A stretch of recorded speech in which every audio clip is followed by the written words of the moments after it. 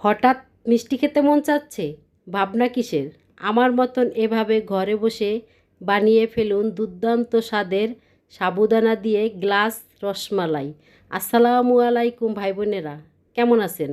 আশা করি যে যার অবস্থানে বসে এই ভিডিওটা দেখছেন সবাই অনেক অনেক বেশি ভালো আছেন। আলহামদুলিল্লাহ, আমরাও বেশ ভালোই আছি। হয়তো ভাই বোনেরা বলতে পারেন, সাবুদানা দিয়ে রসমালাই?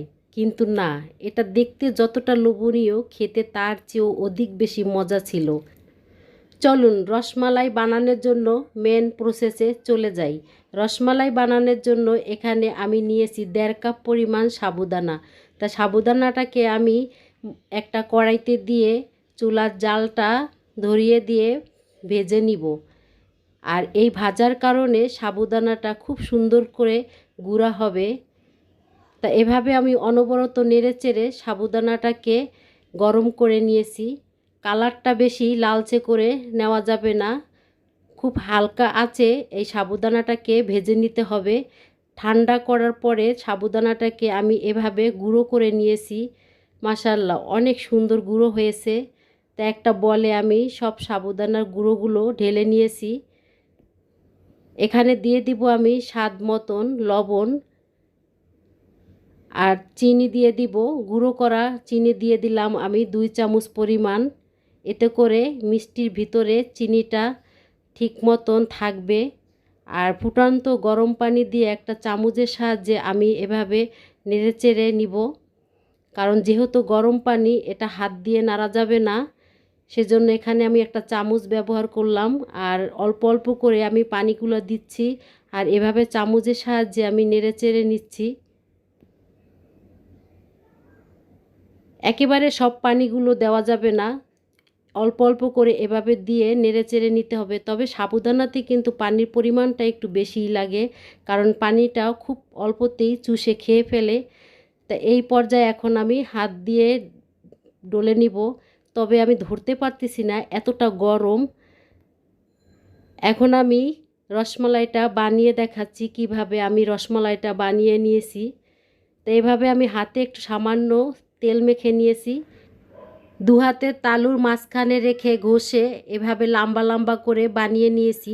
তবে রসমালাই এভাবে লম্বাও হয়ে থাকে, আবার গোলও হয়ে থাকে। তা আমি এভাবেই লম্বা করে বানিয়ে নিয়েছি।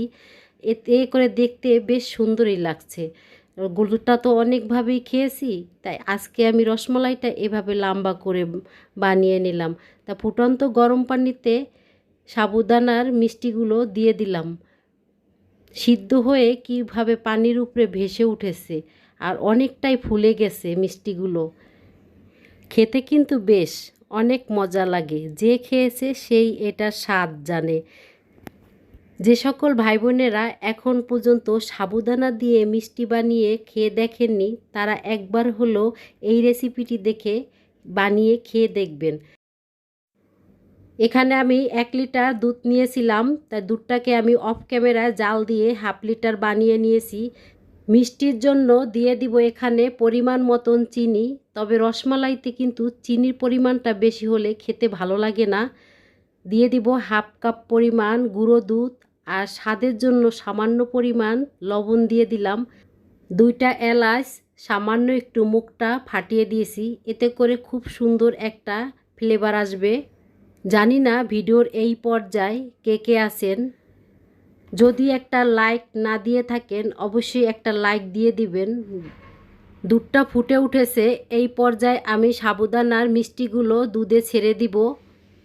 সাবুদানার মিষ্টিটা দেওয়ার পরে আর বেশিক্ষণ আমি জাল দিব না, কারণ দুধটাকে আমি আগের থেকেই ঘন করে নিয়েছি। আর এটা দেওয়ার পরে যদি বেশিক্ষণ আমি জাল দেই তাহলে দেখা যায় দুধটা অনেকটাই ঘন হয়ে যাবে, আর ঠান্ডা হয়ে যাওয়ার পরে একটা আঠালো আঠালো ভাব আসবে। সেক্ষেত্রে রসমালাইগুলো খেতে অতটা ভালো লাগবে না। এভাবে আমি নেড়েচেড়ে 3 থেকে 4 মিনিটের মতন রান্না করে নিব। তা এই পর্যায়ে এসে এখন চুলার আঁচটাকে আমি নিভিয়ে দিব, আর এটা ঠান্ডা হওয়ার জন্য রেখে দিব। তা ঠান্ডা হয়ে গেছে, আর দুধটাও অনেকটা ঘন হয়ে গেছে। তবে একটা কথা, এই মিষ্টিটা কিন্তু ফ্রিজে রেখে খেলে খেতে অতটা ভালো লাগে না, কারণ যেহেতু মিষ্টিটা সাবুদানা দিয়ে বানানো হয়েছে, সেক্ষেত্রে সাবুদানার মিষ্টিটা অনেকটা শক্ত হয়ে যায়। এজন্য বলছি আমি, এই মিষ্টিটা ফ্রিজে রেখে খাবেন না, এভাবে ঠান্ডা করে রেখে তারপরে খেয়ে দেখবেন, এতটা মজা যা ভোলার মতন না। আজকের মতন এই পর্যন্ত, আবার দেখা হবে নতুন একটা রেসিপিতে। সে পর্যন্ত আল্লাহ হাফেজ, আসসালামু আলাইকুম। সবাই ভালো থাকবেন।